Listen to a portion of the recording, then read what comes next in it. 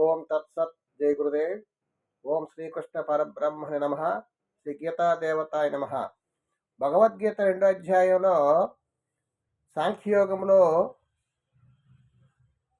70వ శ్లోకాన్ని పరమాత్మ తెలియజేస్తున్నారు. ఆపూర్యమానమచల ప్రతిష్టం సముద్రమాప ప్రవిశంతి యద్వత్ తద్వత్ కామాయం ప్రవిశంతి సర్వే సశాంతిమాప్నోతి నకామకామి.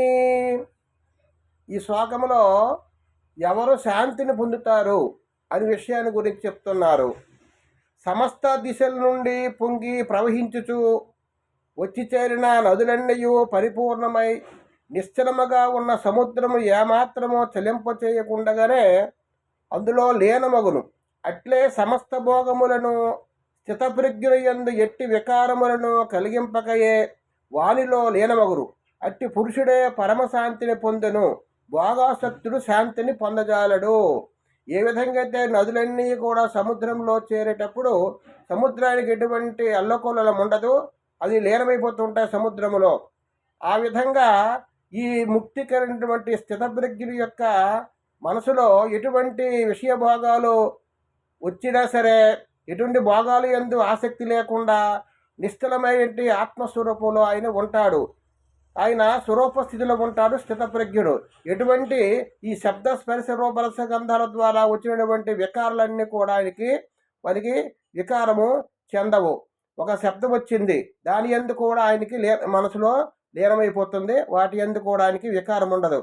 ఒక చూసాము, విన్నాము, స్పర్శ చేశాము, తినే వస్తువు మనకు కనిపించేటప్పుడు మనం ఏం చేస్తామంటే కొంతమంది తినాలనిపిస్తుంది. కానీ ఆ జ్ఞానికి స్థితప్రజ్ఞునికి ఎటువంటి తినాలని కానీ, ఉండాలని కానీ, సంతోషించాలని కానీ, ఆనందించాలని కానీ ఆ విధంగా ఎటువంటి ఆలోచనకి ఉండదు. నిశ్చలంగా నిర్మల స్వభావంతో ఆయన స్థితప్రజ్ఞ ఉంటాడు.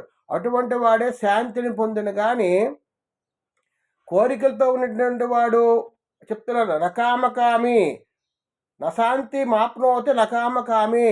ఎవరంటే కోరికలు లేనివాడు మాత్రమే శాంతిని పొందగలడు, కానీ కోరికలతో ఉన్నటువంటి వాడు ఎవడు కూడా శాంతిని పొందలేడు అని స్వామి చెప్తున్నాడు. అటువంటి పురుషుడే పరమశాంతిని పొందును. భోగాసక్తుడు శాంతిని పొందజాలడు. భోగములు అనుభవించాలనుండే వాడికి మనశ్శాంతి ఉండదు. భోగములు అంటే అనేక రకాల భోగాలు ఉంటాయి. ధనం ద్వారా కానీ, లేకపోతే అనేక రకాల విషయాలంతా కూడా మనం ఆకర్షితో తృష్ణ, ఈర్ష్య, ద్వేషము, అసూయతో మనం కర్మలు చేస్తూ ఉంటాం. అనేక రకాల మనం సుఖదుఖం అనుభవిస్తూ ఉంటాం. వాటికి మనశ్శాంతి ఉండదు.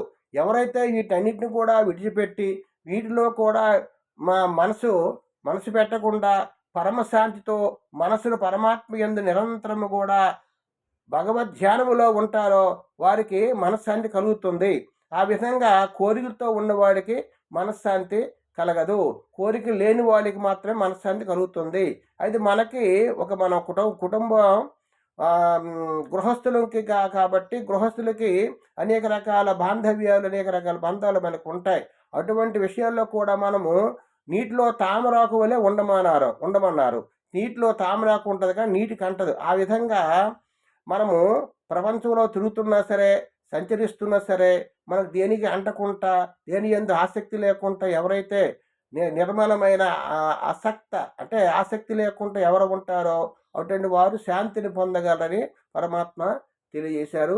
హరి ఓం తత్సత్. జై గురుదేవ్. ఓం శాంతి శాంతి శాంతి. లోకా సమస్త సుఖినో భవంతు.